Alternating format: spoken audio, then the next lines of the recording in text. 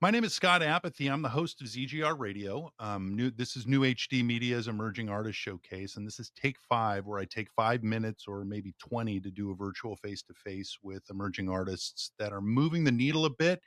I try to find out what makes them tick and give them an opportunity to tell you why you should be listening to their music. Today, I'm talking with Abz Winter. She's a UK based singer and songwriter who released her debut EP at just 17 years old. And by her late teens, Abz was already collecting accolades, BBC CWR's Artist of the Month, winning over 18s at Undiscovered Talent UK 2021. Nominations for Best New Female at Radio Wigwam. We can go on and on and on and on. She's got just a ton of great stuff happening. You're really achieving a lot of the things that emerging artists want to do. And I think it's deserved. I think that there's a maturity to your musical arc that I want to talk to you about. And so we'll start there. But first, let's do an intro from you. You can say hello to everybody and tell us who you are, what you're doing, and then we'll get into it. Okay, right. Hello, everyone. I am Abz Winter. I'm from the UK. 22 years old, about to be 23.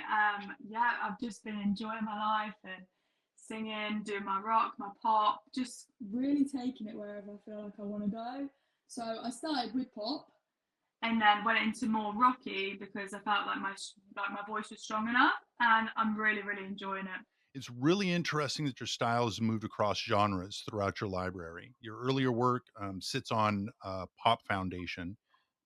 But over time, you've incorporated more. First, I think like a post pop, punk pop foundation.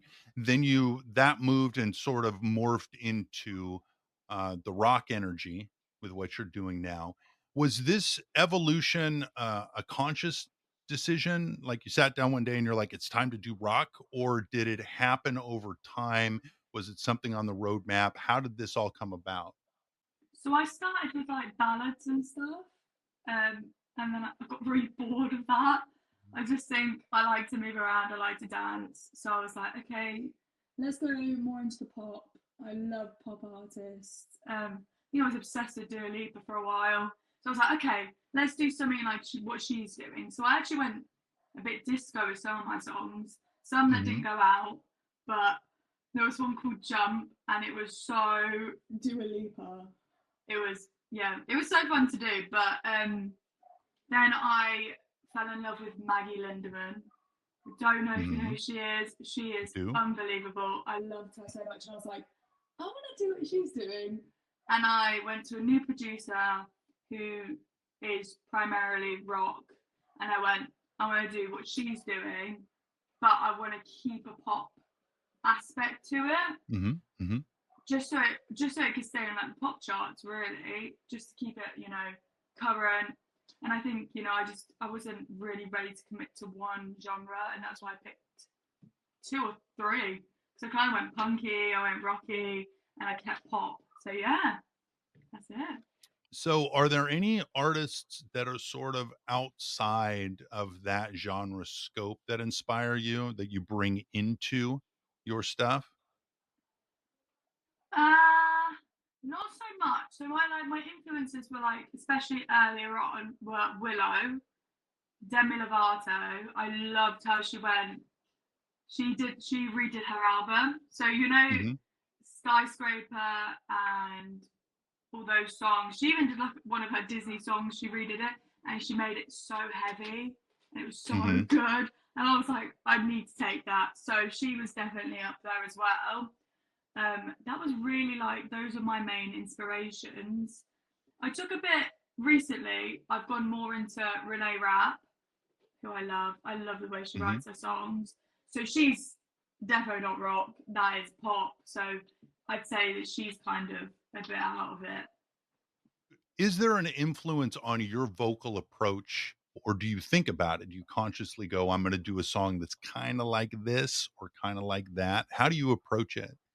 So I'd say I just sing.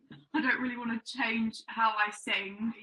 However, if I'm doing a song, depending on how I like want it to sound, like my Ran Out of Love, that was very Renee Rapp. So I Mhm. wanted it to be like I just wanted it to be a bit more punchy. So I do think about it 100%.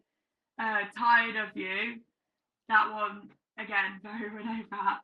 And I wanted it to be, Hmm. but I basically took all my influence from her, especially in the vocal aspect. Didn't want to sing like her, but wanted the same vibe. So if you tell me about your songwriting process, do you usually start writing lyrics, melody, or something else? Where do you start? So ideally, I would like to write the song by myself at home, no music behind it, whatever I'm feeling. And Hmm. then as I'm in the studio and my producer, Bruce Rintle, is making my music, I will adapt the song. So I give him reference tracks of what I'm feeling, what I want for my song. And then as he's making it, I'll listen to it and like, okay, so I need to take this word out for this to work, this melody to work. Hmm. I'm I praise myself on picking up melodies really quick. So I can literally sing a melody as he's making the music, so straight away. So then I'll be like, okay, let's take that out. And eventually it comes up with like this really great song. So it really depends. Cool. I can write it in different ways, really, but I like to go with a song and adapt when I'm there. Let's talk about the live work a little bit. This is my favorite question that I like to ask fellow vocalists. So, what do you think is harder, singing live or singing in the studio? Singing live.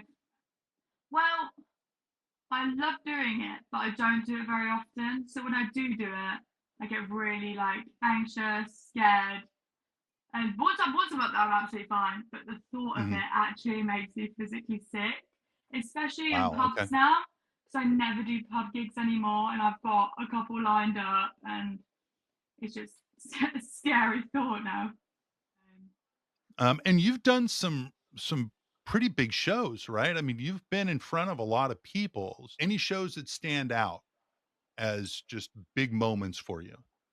All points east. That Hmm. was my it girl moment, really. That was unreal. Like even getting to play there was just unreal. I enjoyed it so much. It was so much fun. Like I was with my band. It's just like that. I love having a band and performing live because if you go wrong, they follow you. So I don't get so nervous with a band, but when it's backing tracks, oh my god. Um, yeah, that's the one that stands out to me the most, really. Well, that's cool. How many people were at that show, do you think? In the whole festival there was thousands, but Yeah. so I was like one of the first stages you walk past, Hmm. so a lot of people saw me, so it was really really cool, to be honest. Yeah. That's awesome. Yeah, that's so much fun. Good for you. Um, what's your favorite way to connect with fans? I mean, is it eye Okay, contact or you're pointing at people? How are you connecting with the people that are watching you? I crack jokes. That's really, I just say what's, I Cool. don't rehearse. I know I probably should because I talk a lot of poop, but I just, yeah, I just crack jokes, have conversations. That's how I connect with them, really. That's really, really cool. Do you have a favorite song to play? Psych. Hmm. I love the Really? song. I love it. I love it recorded. It's my favorite song I've ever done. So I'd say Psych is my favorite one to perform live. Yeah. Do you have any new styles or sounds that you're looking to try out? Like, are you going to do something unexpected or are you just going to kind of settle into the rock thing for a while? What do you got? What's on your mind? Well, I usually do quite upbeat songs, that kind of stuff. But my next song is quite slow, and I never do love songs ever, just because that's going to be really embarrassing if you ever break up with them. But Right. I've decided to do a love song for my next one, so that's really something new and really out of my comfort zone. Between now and the end of 2025, like I said, I've got some new tunes that I've been working on. I've got two gigs coming up. One's fundraising for the Tin. It's in Coventry, so it's like our live scenes are kind of going down, like our pubs and stuff. Like people aren't going out as much anymore, and they're all shutting Hmm. down. So it's a fundraise to keep them open, really, to keep Oh, keep us cool. out there. I'm doing that near Christmas time. Other than that, it's just getting my music out there. I really like everything that you've done.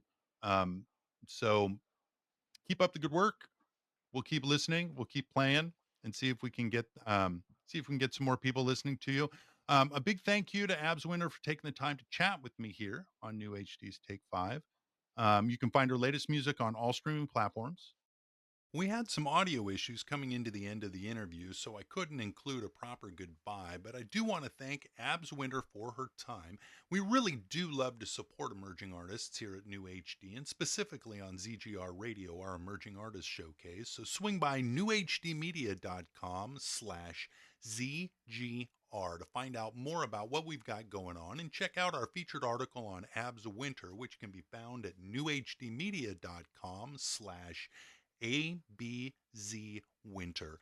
My name is Scot Apathy. This is New HD Take 5, and thanks for listening in to New HD Rock Evolution.